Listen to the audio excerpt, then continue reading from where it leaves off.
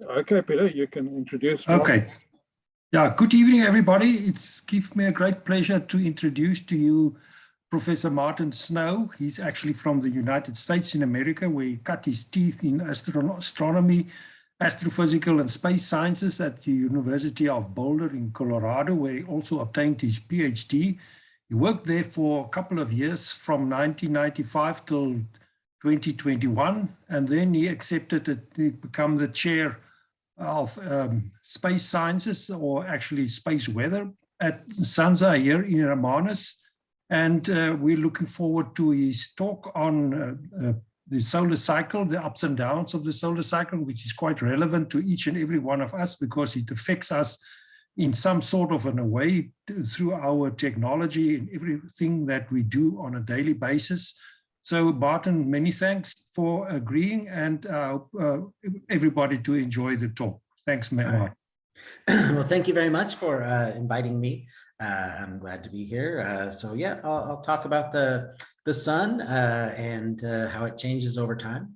So you saw this slide earlier. So yes, I am the SANSA SARChI Research Chair in Space Weather. It's a very fancy title.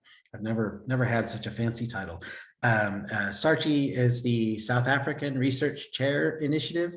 So it's a program by the federal government to identify scientific areas where there are gaps, and then recruit someone to come in and fill that. So there was a gap in knowledge of solar physics, and I was the lucky one who was chosen to come be here.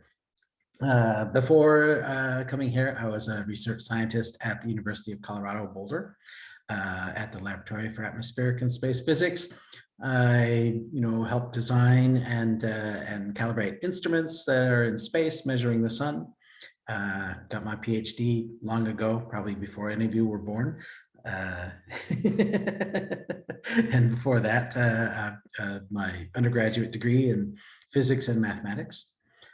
So I'm interested in the sun, how it varies over time, how it interacts with the Earth, comets, reflectance of the moon, instruments, all sorts of things. I know that there's a time constraint at the end, right? We're going to lose our power at 8 o'clock. So I'll try and just keep moving along. But if anyone has any questions at any time, please feel free to interrupt me. I'm fine with that. So I'll talk about the sun, what makes it shine, what do we observe on the sun that varies, which is sunspots, magnetic fields, sunlight, and then, what's coming up in the near future for the sun. All right, so since you're all astrophysicists, you're very familiar with this diagram, or at least astronomers, right? You look at the stars. So this is the Hertzsprung-Russell diagram, and I don't know if you can see my cursor or not, but this part here is the main sequence where most of the stars spend most of their life. And the sun, in this context, is just sort of an ordinary star, sort of halfway through its life. Chugging along, it's a warm yellow star. Eventually, it will grow into a red giant briefly. So what does it look like compared to the planets, right? So here's sort of a little scale model of the sun with the relative sizes of the planets there. You can see they're all very small. You could fit more than 100 Earth diameters across the diameter of the sun. So if that's the big cat, then all the planets are the little kittens. So the sun has the outer part that we can see, and then it's got some layers inside, somewhat like the Earth has a core and a mantle and so on. So the sun has a core where all the gravity pushes down so hard that it produces nuclear fusion. There's an area next out called the radiative zone, where the energy that's produced in the core travels by photons. we eventually get to an area where the gas density is low enough that the energy is more efficiently transported by convection. It's sort of like when you heat up your pan of water on the stove, and the hot parcels of water start to move around, so you get the convection, the boiling. All right, so at the core of the sun, of course, the main source of energy is what we call the proton-proton chain, which is a continuous chain where two protons collide and produce other particles. First heavy hydrogen with a neutron that emits a gamma ray, and then you make a helium nucleus that emits another gamma ray, and finally the two helium nuclei combine to produce a helium-4, and then two protons, and the chain begins again. So this produces energy because the four protons that you start with weigh more than the helium nucleus that you end up with. So that little bit of matter gets turned into energy, right? So this famous equation, E equals mc squared, where the amount of energy in a parcel of mass is equal to the mass times the speed of light squared. So every second, more than 10 to the 9th kilograms of matter are converted to energy, which is quite a lot, which we are happy for because it warms the Earth.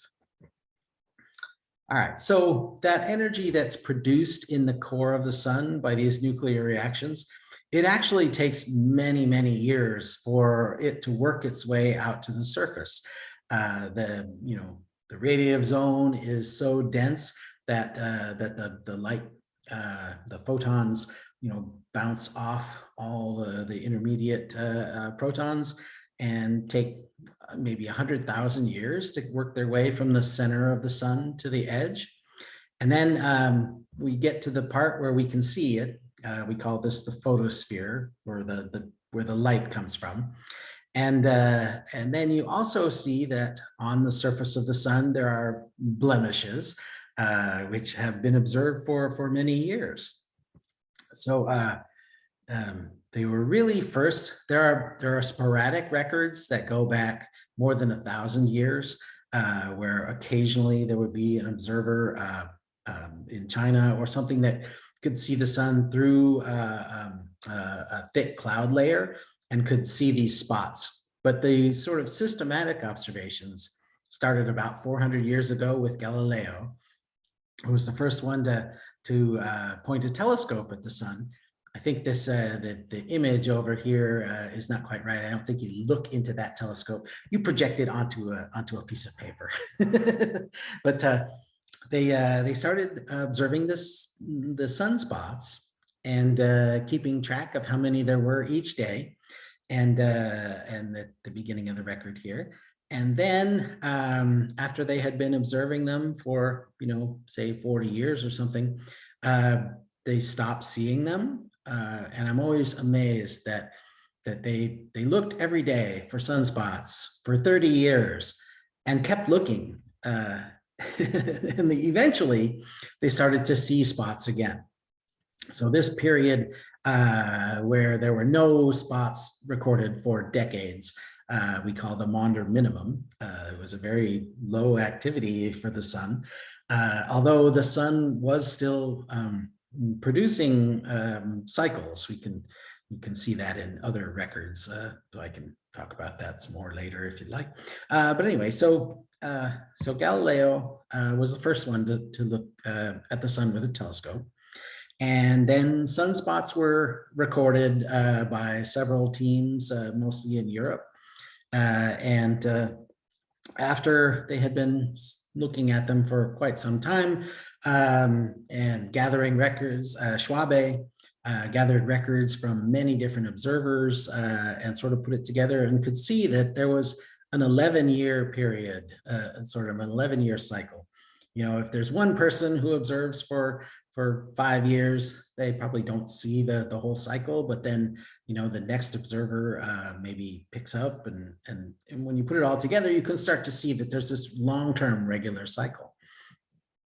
And then it wasn't until the beginning of the 20th century that we used some spectroscopy to determine that these structures on the sun are the magnetic field, and that it flips back and forth between 11-year periods. So it's actually a 22-year cycle, and it's named after George Emery Hale. So it's called the Hale cycle. So it's that the sun actually has a 22-year magnetic cycle. If you look at the location of the sunspots on the sun as a function of time, you see some more interesting patterns. So on the bottom plot, it's just the amount of area covered by the sun, that the sunspots cover the sun. And so you can see that 11-year up and down, and you can see that it's more sometimes, and it always kind of goes back down to 0. The top plot shows the location of the sunspots as a function of latitude. So time is still on the horizontal axis, but the vertical axis is the sign of the latitude. So you can see that, for some reason we call this the butterfly diagram, right? So at the beginning of a cycle, the sunspots occur at relatively high latitude. When I say high latitude, it's more like 30 degrees or something. So it's not like it's at the poles. I'll talk about what happens at the poles later. And then a sunspot lasts maybe a couple of months, and then new spots start appearing, and they start appearing closer and closer to the equator, until finally the sunspots at their peak are appearing right at the equator. And then you start to get spots from the next cycle. So there is a period where you can actually have spots from the 2 different solar cycles. And you can tell them apart because the magnetic field direction is reversed. In one, the north polarity leads and the south polarity follows. And then in the next cycle, it's reversed, that the south polarity leads. And the 2 hemispheres are also reversed, so that in the one, the north is leading. I guess I got my hand that way. And in the south, it's the other way. So, when we talk about like, oh, the sun is at its minimum activity, sometimes that's where the number of sunspots in the old cycle is kind of dying out. And we start to then get spots in the new cycle that overlap. So in the case, between in 2008 and so on, we had spots from the old cycle and from the new. So we didn't ever really get to a total minimum. And that's one of the big questions in solar physics, of course, is, what really is the minimum? Do we ever see that? So, or is there some level where we're likely to never really see below that, but it could. If you look at the monthly number of spots, so this is these curves are averaged over a month. So you have that long period way back in the 1600s where there was no spots for like 30 years. But then in the early 1800s, there were a few cycles that were very small, and we call that the Dalton minimum. And then the more recent time, you can see that the cycles have been much stronger, over the last 100 years or so. And you think, well, what's going on? Is that going on forever? But then, we actually have started to see smaller and smaller cycles coming up to, the new millennium here. And there's also been a case where if you average over a month, the minimum number of spots is going down and down closer and closer to 0. you can't ever get fewer than 0, right? You can never see negative spots. So maybe we were reaching some absolute minimum, but we still aren't quite sure. This plot has two things. It's got the number of spots that's in the dotted lines, and then the number of spotless days is plotted as a solid curve. You can see that they're opposite, right? The more days when there are no spots at all, then the number of sunspots is obviously lower. And those two things kind of are out of sync. But you can see that we've had more and more spotless days over the last few times between the solar activity peaks. And so, you know, what is that telling us about the sun? That we don't really have an answer for that yet. It's one of those things that we're watching. And then I'll digress a bit. I've mentioned sunspots, and you saw a picture of a dark area. So what are these spots? So if you remember back to your physics class in primary school, you know, you can think of an atom as a nucleus, and then different energy levels for the electrons. So an electron that has more energy gets promoted to a higher level. And then when it loses energy, it drops down and emits a photon of light. Okay. So as you get to more complicated atoms, you know, you can think of them as being in spherical shells for something like hydrogen. And as you get to more and more complicated, the shapes of the orbits that the electrons are in become more three-dimensional. So this image here is, you know, tries to show the different directions in 3 dimensions. And the reason that that's important is if there's a magnetic field in one direction, it's going to change the energy levels for the different shapes of orbitals. So in a particular atom, the electrons at level 2, you know, are all kind of at the same energy level. But if you put a magnetic field on it, then the orbital that's parallel to the magnetic field has a different energy than the one that's perpendicular. So if you look at the spectral line, you see that the wavelength of the light that comes off when the electrons drop down, it's now in 3 different bands instead of just 1. And if you do this looking across a sunspot, you can see that where there's no sunspot, you just get 1 spectral feature. And then in the sunspot, it's split into the 3, which indicates that there's a strong magnetic field there. So this is how we discovered that these things on the sun are actually clusters of magnetic field. All right, so here's a bit of an animation of what it might look like underneath the sun's surface. The magnetic field from down below starts to pierce the surface, and you can see the magnetic arcs. Below that, on the bottom right, there's a picture of the sun from a satellite called TRACE, and the hot gas flows along the field lines and maps out the magnetic field. So what we're seeing with the sunspots is the manifestation of the sun's magnetic field. So they're a symptom, not the cause. The interaction of the magnetic field can be very intricate, dynamic.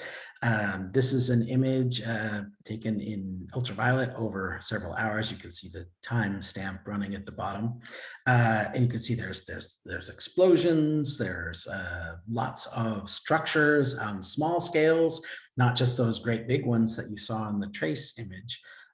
So there's so much complexity here, and that's really what's the challenge in understanding how the sun becomes more active and less active is, what is going on with all of the detailed interaction of the magnetic fields. It of course can be really cool to look at, right? All the brighter parts that are hotter, and then relatively speaking, the other parts are a little dimmer, so they're dark. The sunspots, right? The reason that they're dark is that they inhibit the convection, so the energy transport to the surface is hindered. So that's why they're a little bit less hot than the surrounding areas. So that's why they're dark, and it's not just circles, right? It's all sorts of shapes. This is a movie of about 10 hours worth of data. And you can see these convection cells, it'd be like flying over the top of a storm cloud and seeing the circulation patterns.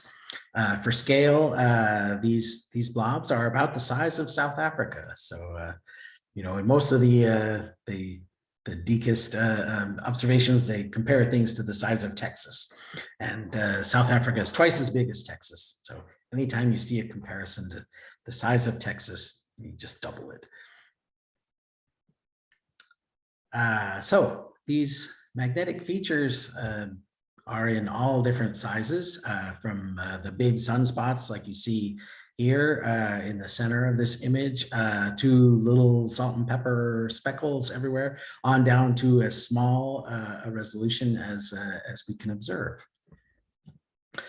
And so if you map out what the sunspots are doing over time, they start out at high latitude, and the two hemispheres are in reversed, where you get the northern magnetic polarity leading in the north and the south leading in the south.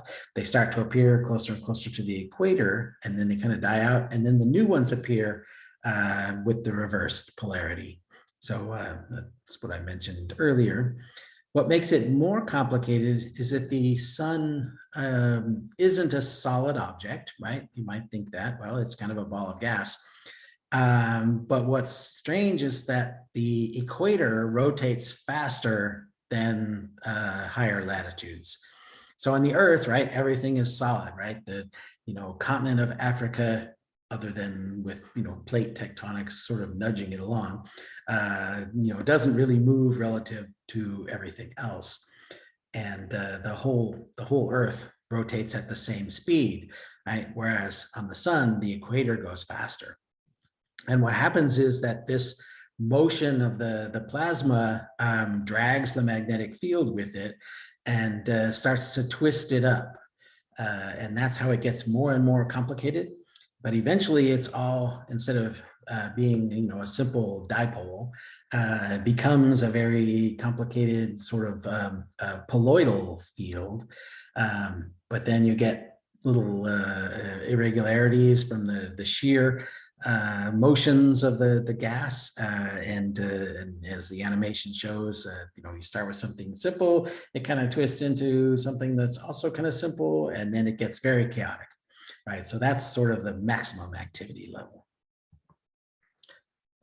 So it goes from simple twisted tails to a big mess.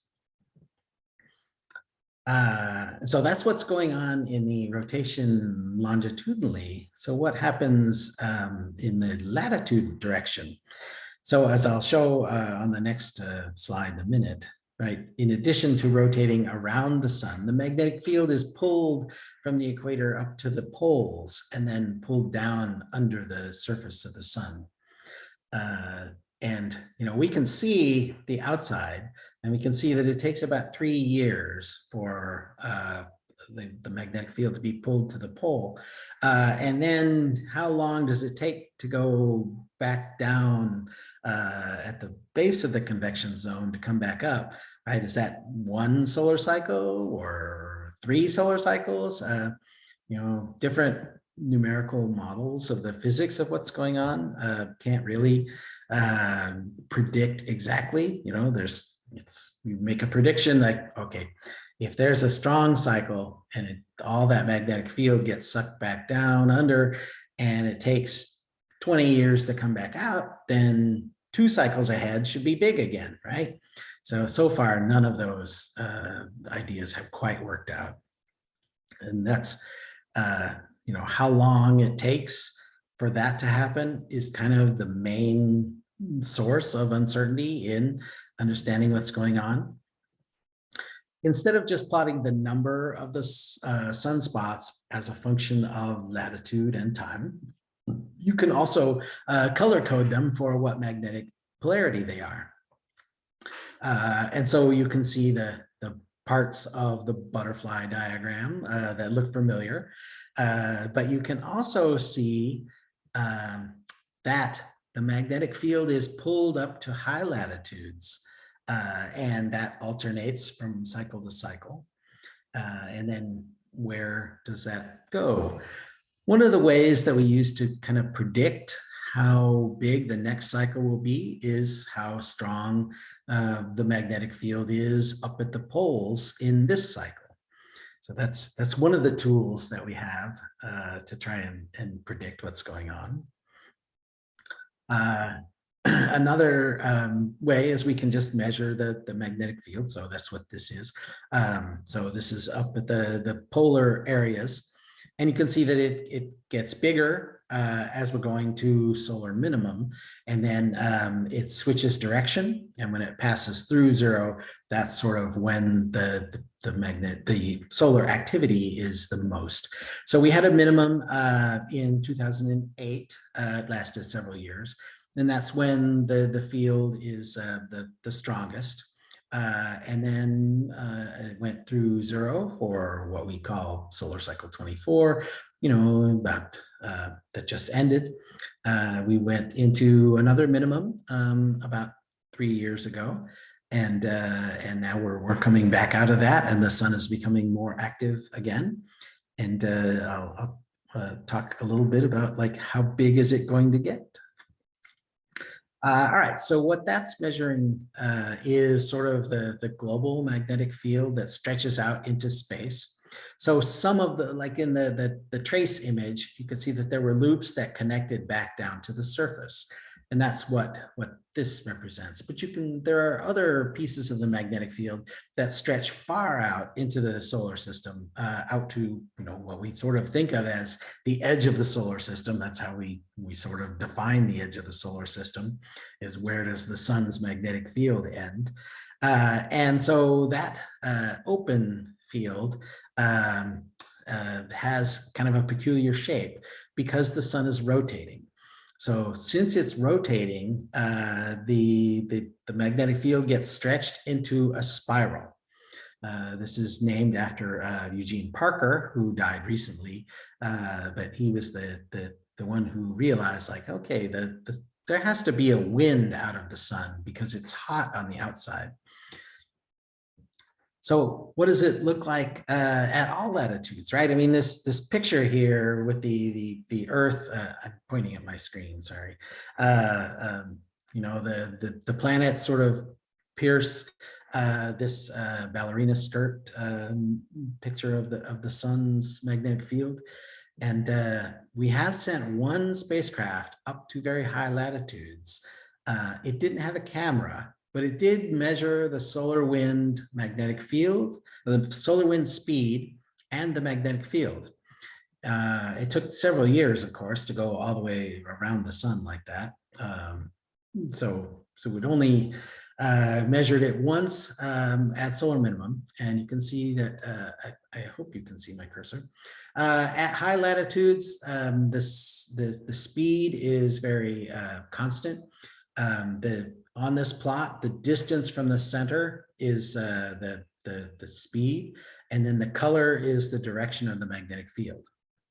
So as it went over the pole of the sun when it was at solar minimum, it was all very steady and smooth at high speed. In the second orbit, several years later, the sun was very active, and there were blobs of high speed, and the speed was very choppy. And then for the third orbit, the sun had gone back into a minimum state, and it returned to this sort of steady, high-speed wind at the poles. So recently, we've had spacecraft around some planets that looked at the poles, and 10 years ago, I don't think anybody would have thought that there was something weird going on at the pole of Saturn. So the spacecraft finally got the views of the north and south poles of those planets. And you can see over on the left, that's Jupiter. The next one over is also Jupiter. You can see that it's not a smooth thing at all. And on Saturn, there's this big hexagon, right? Who would have expected that the circulation patterns on Saturn would make a hexagon? So we will eventually see the poles of the sun. We've launched a satellite called Solar Orbiter, and it's right now still kind of near the plane of the planets, the ecliptic. But as time goes on, the orbital inclination will increase, and we'll be able to see the poles of the sun better. And so we're all kind of looking forward to that. All right, so how bright is the sun? How do you measure that? And is it getting brighter or dimmer? So of course, don't look at the sun without your protection. All right, so the first thing I'm going to talk about is just a little backtrack on the words that we use often are accuracy and precision. You would like to have both of those. So accuracy is, if you have some measurements, the average of those measurements, you want to be the true value of what you're trying to measure, right? But it's possible that there's some systematic error in your measurements. And even though all of your measurements are giving a very small difference between each one, they are all not quite measuring the true value of something. So in the image on the left, you can think of it as that is very accurate, but has poor precision, right? It's all centered on the center of the target, but they're spread out far. Whereas on the right, the positions are all clustered together, but it's not at the center of the target. All right. So if we try and measure the total energy in sunlight, what we call the total solar irradiance, we started measuring this back in 1978, back when everybody was young, right? These measurements show very precise. The sunspot's passage, reduces the value by a few hundred parts per million, and so on. But then you have the next satellite, and even though its points are all also very precise, they're giving a very different answer. So the error bar here is 1,000 parts per million, or 0.1%. So that's sort of the size of the variation over a decade, but that's much smaller than the discrepancy between the different measurements. So one challenge, of course, is if you want to know what's been happening on the sun since 1978, you need to somehow combine the measurements from all these different instruments. And yes, to remind you, right, these are all very precise, but there is some question of the accuracy. Move on. There we go. Okay, so one way to do that is you just say, well, the technology for calibrating instruments has improved, so new instruments must be more accurate than old ones, and you sort of scale everything together, right? So here you have the difference between the maximum and the minimum in total amount of light varies by, about 0.1% of the brightness of the sun. So this was once upon a time called the solar constant, but it's not quite constant. It does vary by 0.1%. But with the uncertainty in that, if you wanted to see, is the sun changing over long time scales? You know, is there a gentle slope up or down? It's sort of within the uncertainty of the measurements, and we can't really say definitively, yes, the sun is getting brighter. You know, it looks like this minimum in 2020 was a little lower, but that's definitely within the uncertainty of how you jiggled those different records all together. So does that matter? Certainly the sun is by far, you know, the most important source of energy for the Earth's climate system.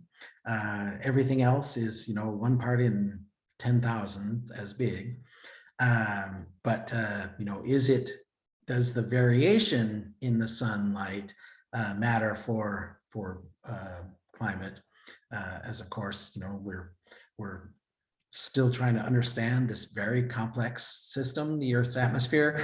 The plot on the left shows sort of the sources of energy and where it goes in that system. So some comes from the sun, gets reflected by clouds, some gets absorbed by the clouds, some hits the surface, warms the surface, is re-radiated, and the reaction rates of all of those pieces in this feedback chain, you know, maybe only known to 10% or a factor of 2 or something. So it's still an extremely complicated system that we're trying to understand. I think, you know, if you imagine the 1/10% change over the solar cycle, if there was a long-term change over centuries, it probably would have effect on the climate. But if you look, so this the plot on the top here is the measured change in the average temperature of the atmosphere, you know, over 100 years and so on. There are several other components where, you know, ocean currents recur, and volcanoes put ash in the atmosphere that reduces the where the sunlight is absorbed. But then the sunlight is this green curve that has this 11-year period where it varies by 1/10%. But really the dominant factor in this temperature change, of course, is the anthropogenic gases in the atmosphere. So, you know, maybe over many centuries, millennia, the sun could be changing by small amounts that would affect the energy balance, but nothing in the sun has changed like that since we started measuring it. So that's probably not the sun that we're seeing. All right, doing good on time. We'll be done before we run out of power. Okay, so we've seen that the sun has periods of activity, periods of less activity, the minimum, and then more. So all of the technological stuff that is affected by space weather, which is another talk entirely, you know, is more vulnerable when the sun is more active. So when there's solar activity, and we would like to know how big is the activity going to be in the near future? Is it going to also be as big as it was, you know, several cycles ago, or will it be small again, like the one that we're just emerging from? Here is a web page that the National Oceanic and Atmospheric Administration runs, and it shows the number of sunspots along with the prediction by the panel, right? So NOAA convened a panel of experts to look at all of the different inputs to try and predict what the next cycle was going to be. They said it will be about as big as the previous cycle, and the peak will be in late 2025. So as you can see here, the observations are kind of systematically a little higher than that prediction.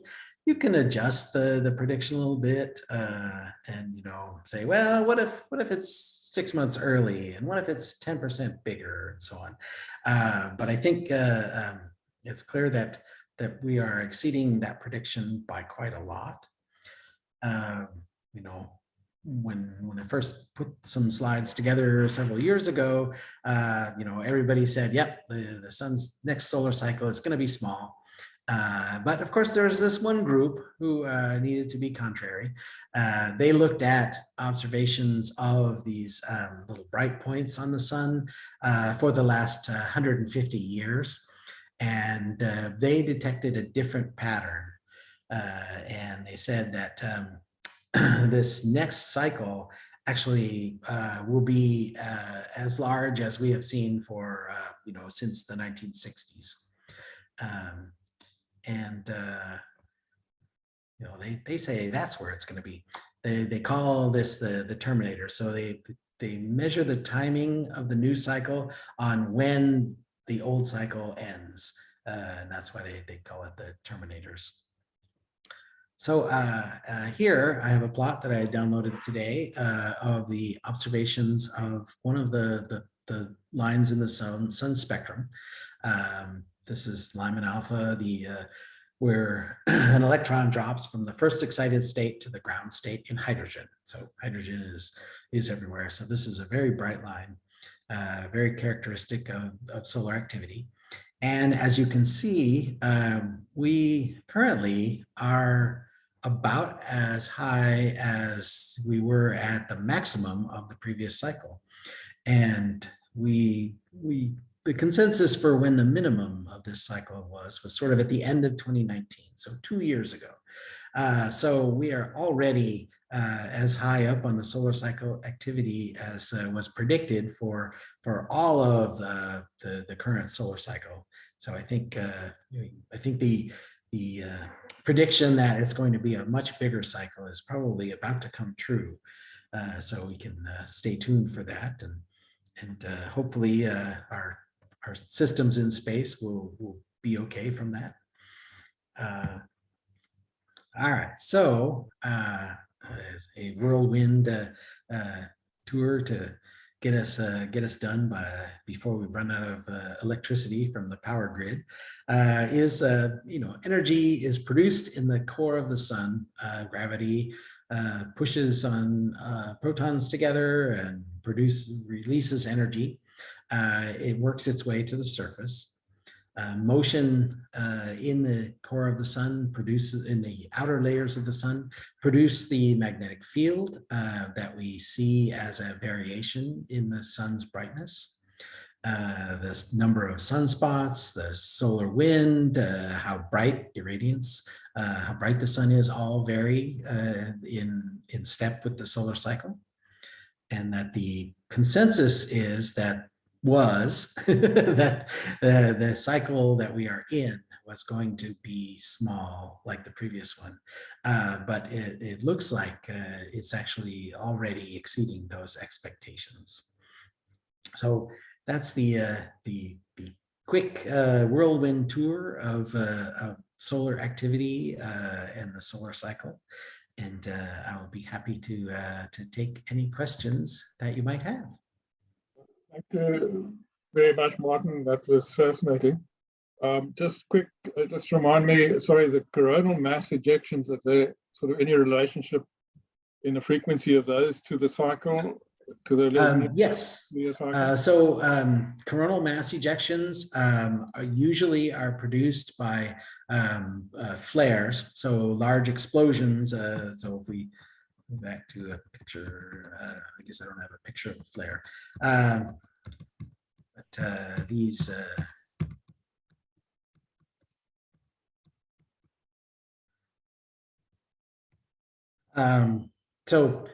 when the magnetic field at the surface gets very complicated and twists up, it's kind of like you know, when a spring breaks and it releases a lot of energy, so produces X-rays and so on, and often will eject a big blob of plasma.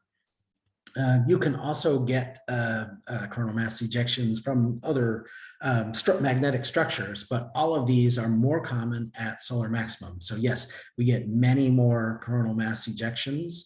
And the reason those are important is It's a blob of plasma that carries with it some of the sun's magnetic field, that then if it hits the Earth, it deforms the Earth's magnetic field.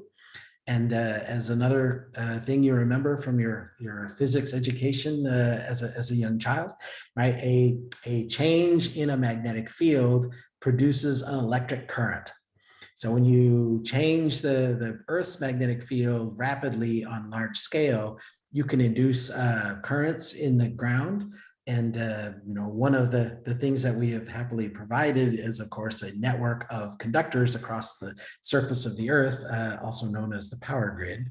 And so you can induce spikes in the power in the current flowing in those conductors, and cause problems with the power grid even more than the load shedding that we are about to experience. Sure, there are tons of questions. Anybody up next? Peter Maybe Kotze here. Martin, you look at the plot of sunspots as the function of time. Yes. That at certain solar maximum, there's a double peak in the sunspot numbers and not so pronounced in other solar cycles. Is there any explanation for that? And also maybe some solar cycles don't even show a double peak. Is there any simple explanation for that happening?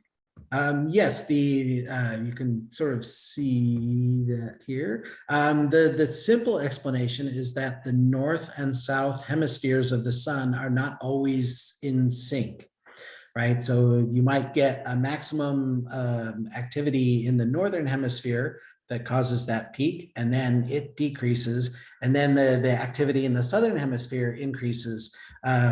So that's how you can get a second peak within the activity peak. So it's almost entirely the two hemispheres not being synchronized.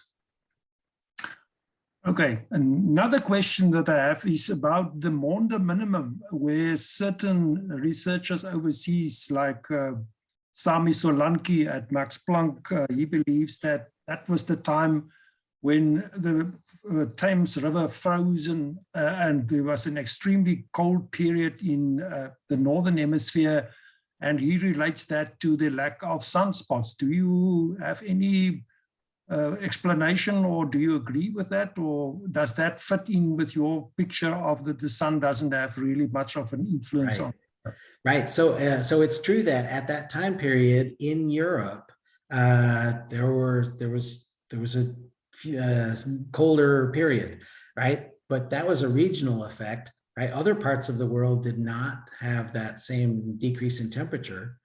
And the other thing that, in my list of things that influence the global temperature is volcanoes. So there were actually 4 volcanic eruptions before and during that period of time. And I think that probably had a bigger effect on the local temperatures. The sun still was executing a cycle. One of the other things that I skipped for time is the sun's magnetic field extends all around the Earth and protects it from charged particles from distant supernova. These galactic cosmic rays, charged particles, moving at the speed of light, and they can hit the upper atmosphere of the Earth and produce clouds and so on, but they also can then be detected in looking at say the tree rings and ice cores and so on. You can detect the flux of these galactic cosmic rays. So those are modulated by the solar cycle. When the sun is active, it blocks more of them. There are fewer. When the sun is not active, you see more of these cosmic rays. And during the Maunder minimum, if you look at some of these other records, you can see that there are still an 11-year period of more cosmic rays and fewer. So the sun was still doing something. It just wasn't making spots. But it is true that I think the volcanoes just happen to also coincide with this. So I think I'm not willing to blame the sun for being able to go ice skating in England. Okay, thank you very much. Mhm. Martin, Pierre de Villiers. Yes. That was a very enjoyable and impressive talk. Fantastic overview and beautiful graphics. I must congratulate you. You might be a cat lover. Yes. I think most of the trends and the graphs that you showed were based on observations, and a lot of conclusions were made from that. Very interesting. I'm sure there's a lot of effort being invested into modeling the sun. It's obviously a very complex structure, and I suspect that the most complex part of it is the magnetic field, to model the variation in that. What is the status of the, let's call it computational effort to explain what causes it, and then eventually reach the stage where it can be used for future predictions?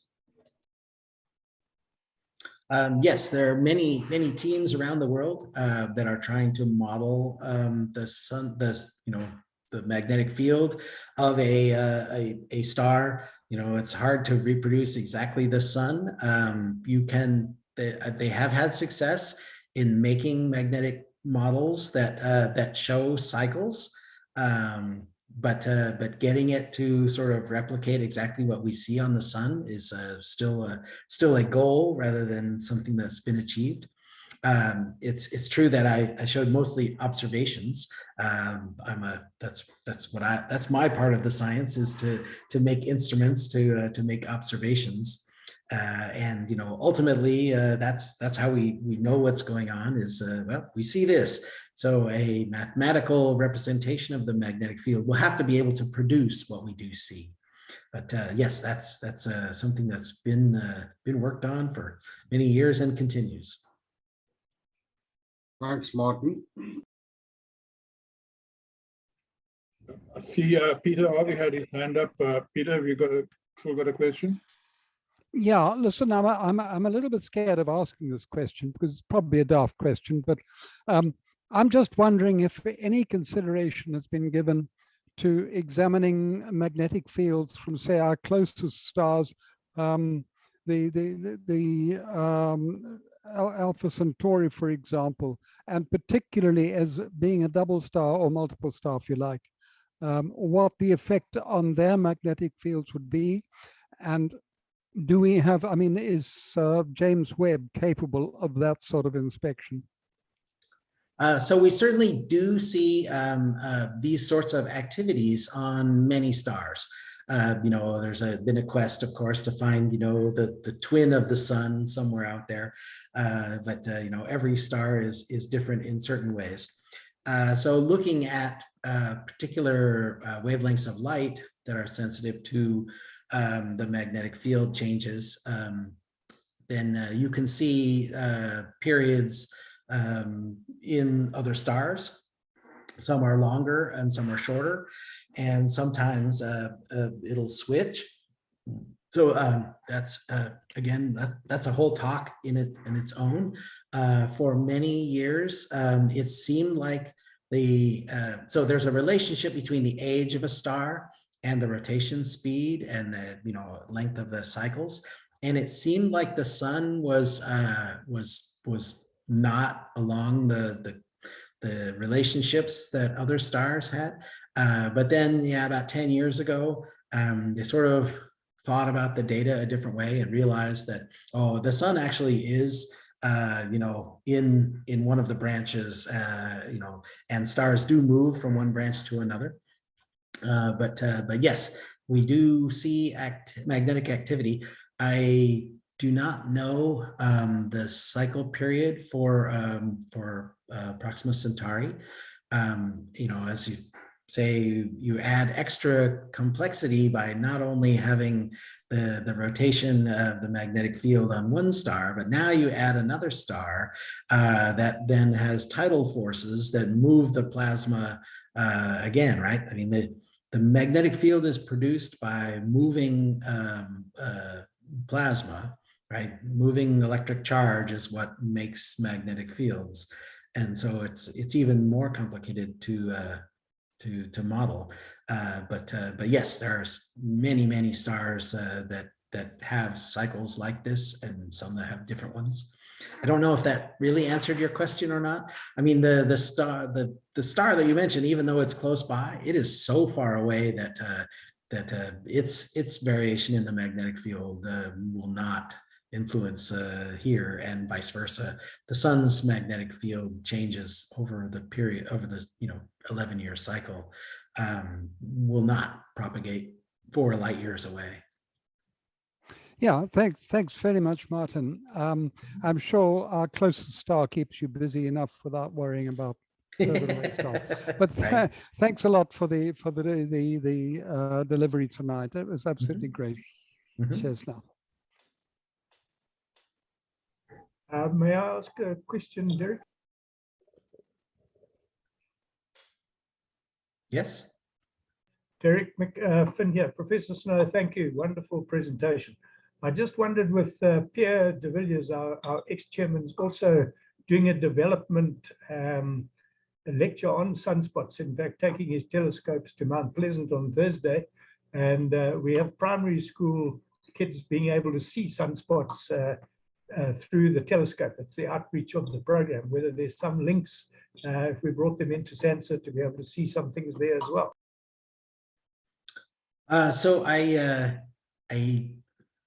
I know that having a telescope that allows people to see sunspots directly, or through a filter or something, is a great tool for exciting young people about the study of science and space and astronomy. I've accompanied the tours at SANSA a few times. But I haven't joined any the ones involving the learners, so I'm not sure what telescope they have available. Thank you very much. Pierre, you may want to explain what the telescope is, and certainly if you'd like to join us to see what it's like to pop into a primary school trying to explain some of these concepts would be wonderful. Yes, I'd love to do that. Martin, it's in our case basically 4 and 8-inch telescopes with solar filters on top. But for most of the children, it's the first time that they didn't even know that you could look at the sun safely.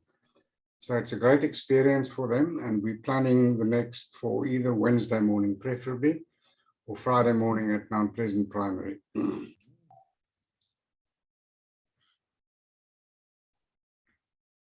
By the way, Kurt Larson had a question.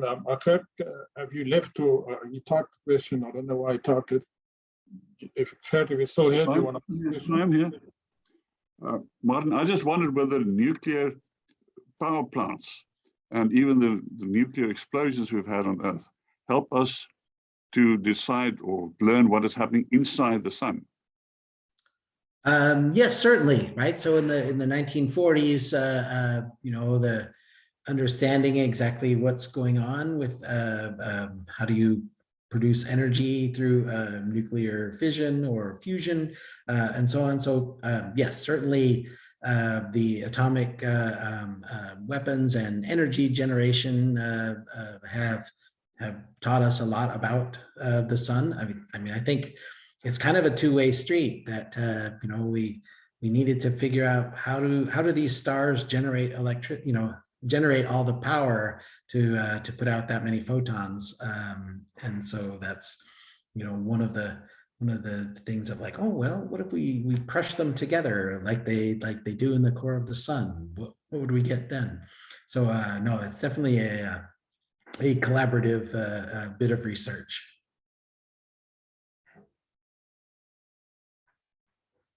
Any more questions?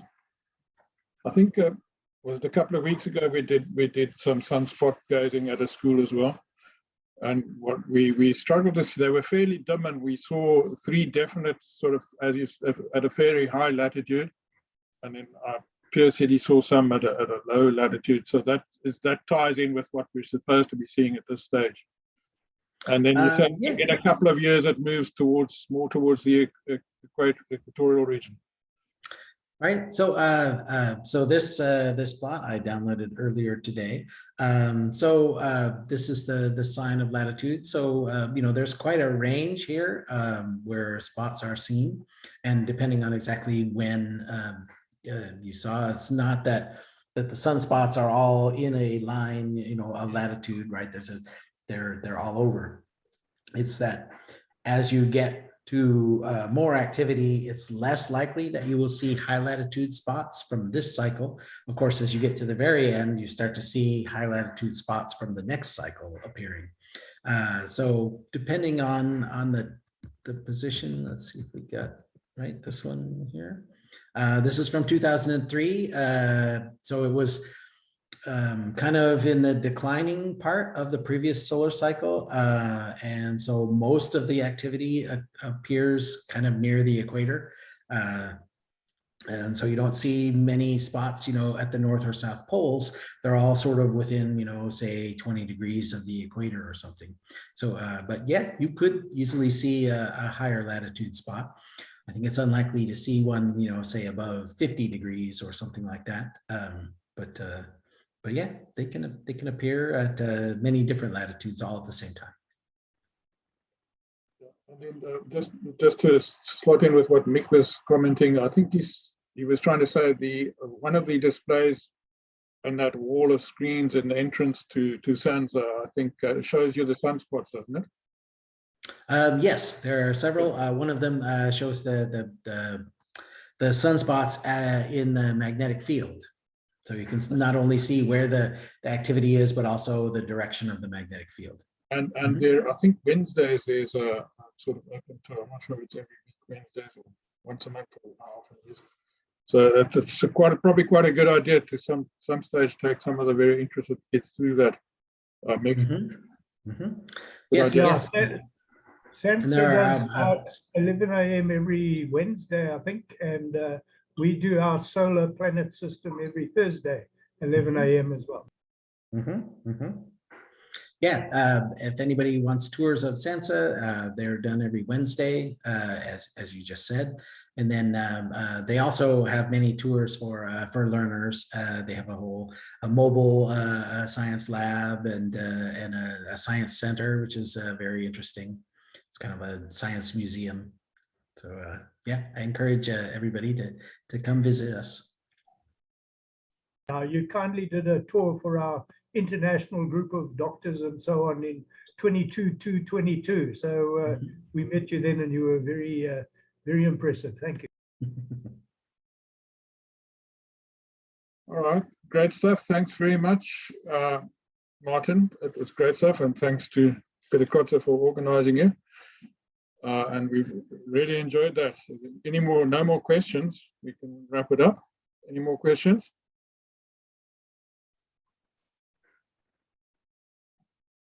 All right, and I'd like to thank you, Martin. And as I said, I will send you the link to the recording. Thanks very much, everybody. Thanks, Derek. Great. Hi, everyone. Thank you and good night. All right, cheers.